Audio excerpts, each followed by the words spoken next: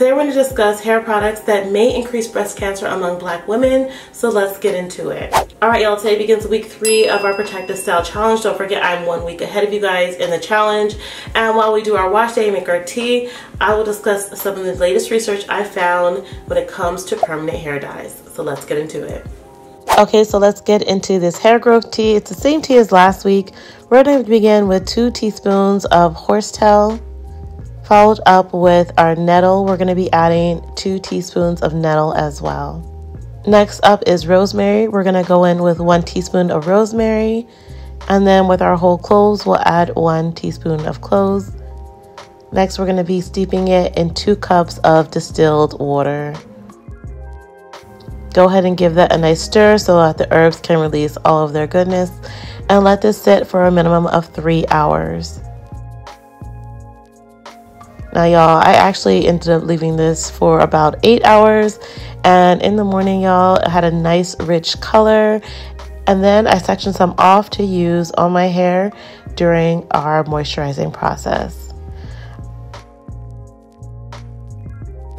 Okay, now that we have our tea made, I just want to reference that you guys, I actually did pre-poo my hair the night before with last week's hair tea. I just had a bunch of it left over. I put my hair into some large twists while I pre-pooed, and I took the twist out the film. So no, I haven't been wearing my hair out. I know this is a Protective Style Challenge.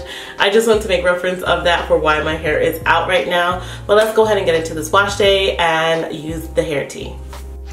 Alright, so this week I'll be using my Oat and Aloe Shampoo bar to cleanse my hair, and then my deep conditioner. And while I do this, I will talk to you a little bit more about some of the more recent studies I found regarding cancer risks. So one study I found indicated that permanent hair dye and straighteners may increase breast cancer risks. Now the study was done in about a 6-year time span with about 50,000 women ages 35 to 74 whose sister had breast cancer, and because the sisters shared the same environment, genes, and experiences, this would provide a greater chance of identifying risk factors that may help them find ways to prevent breast cancer. So what they found in this study was that women who regularly used permanent hair dye in the year prior to enrolling in the study were 9% more likely than women who didn't use hair dye to develop breast cancer. And in the study, African American women who used permanent hair dyes every 5 to 8 weeks or more was associated with a 60% increased risk of breast cancer as compared with an 8% increased risk for white women. It says the research team found little to no increase in breast cancer risk for semi-permanent or temporary dye use. Now, when it comes to research regarding hair dye and cancer, there have been some inconsistent results regarding the studies, and so I wanted to dig a little bit further to see what more research has said. Some of the issues in previous studies were that there were not enough people in the studies were too small, or some people had a recall bias. They could not remember how often they were using hair dyes or hair relaxers, and also the fact that hair dyes have changed over time. Also the fact that many of the studies were done on a certain subset of women and heavily excluded Black women. One thing that was consistent is that hair dyes and hair relaxers contain over 5,000 different chemicals, and many have been labeled as human carcinogens, which means it can cause cancer or help cancer to grow in especially high amounts. And so in another study, I found the strongest link between cancer and hair dye has been with bladder cancer and people exposed to semi-permanent and permanent hair dye at work, particularly like hairdressers. Over 42 separate studies were combined, and they found that the risk was especially high in hairdressers who had worked for 10 years or more. In some of the previous studies regarding breast cancer and hair dye, in one study, it showed that 100,000, mainly white women, showed a slightly higher risk of breast cancer and ovarian cancer linked to longer personal use of hair dye. And then in another study, they combined the results of 14 similar studies, which showed that there was a link between hair dye to an increased risk of breast cancer in women regardless of race. However, in one study, they combined the results of 14 different studies, and they didn't show a link between hair dye and breast cancer. So what are you to take from all this information where there have been numerous studies but not a direct correlation? Well, many of the doctors recommended minimizing use of hair dyes over time because they are known to contain carcinogens. However, you guys, I'm not saying all of these studies to particularly scare anyone off from doing whatever you may feel you need to do with your hair, but just as awareness of what's going on in the medical community as they continue to research and do further studies, especially studies really focusing on African American women who have the highest risk of the most aggressive forms of breast cancer. And so today I wanted to share with you some natural alternative to hair dyes such as henna, or mixing henna with indigo, henna and hibiscus for varying colors of red to black, depending on what you're looking for when you are dyeing your hair. As you know, as always, we are always focused on a more natural and healthier approach on my channel. And that does lead as well to this week's hair tea. Y'all will be using the hair tea as the base on our scalp to give ourselves a nice massage. You want to use this hair tea at least 2 to 3 times throughout this week.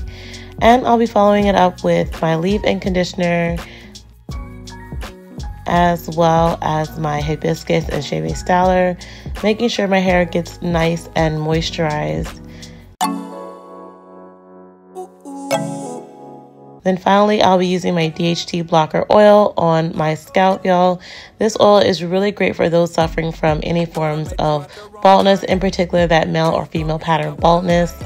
One thing I realized that there are a lot of risk factors out here that can cause many particular cancers and can put us in certain risk factors for them, but we can take whatever and small necessary steps that we can in our day-to-day regimens to make sure we choose healthy skin and hair products. Now this week, you guys, I'm actually going to be putting my hair into a top bun protective style. So I'm going to begin by putting my hair into a bun and then twisting up the bun into small and tight twists. And then you want to wrap those twists around each other and make sure they are pinned down very, very securely. I'm actually going to be using this braid hair that's already crocheted for me. I'll put the link in the description box where I purchased this hair. Now, y'all, I actually was trying to do another particular style, but y'all, I put my hair into twists and then into this bun, and then I crocheted the twists all around my hair just like this. This is not a crochet tutorial. This would be a terrible, terrible crochet tutorial if I was trying to do so, but just to kind of show you what I'm doing. I'm sticking the crochet needle through my twist, adding on the extension twist, locking it, and then pulling it through on the open end on the opposite side of the twist. Again, a terrible definition. Please check out other tutorials if you're looking on how to crochet exactly.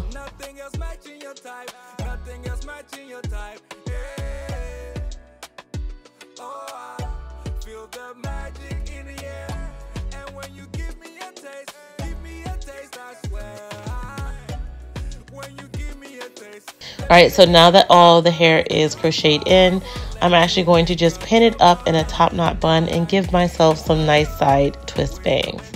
Now, you're probably wondering, why didn't I just twist up my own hair? Well, number one is probably laziness, but I actually wanted to wear like a twist out type style. And I thought that this extension hair would be able to unravel to make a twist out, but apparently the length of this hair is put together by shorter, smaller twist pieces. So when I started unraveling the twist, I noticed I was losing hair and the twist out was actually very short. So I just opted to keep it all in the twist and wear this cute and unique style.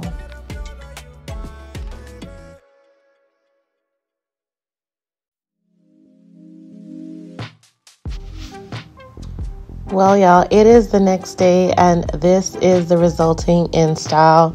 I am in love with it, y'all, okay? So make sure you stay tuned as we begin week 4 of our Protective Style Challenge and see what new topics we discover for next week. If you missed last week's video and topic about breast cancer, please check out the video on the screen. But that's it for this week. I'll see y'all next time. Bye. I can't keep up with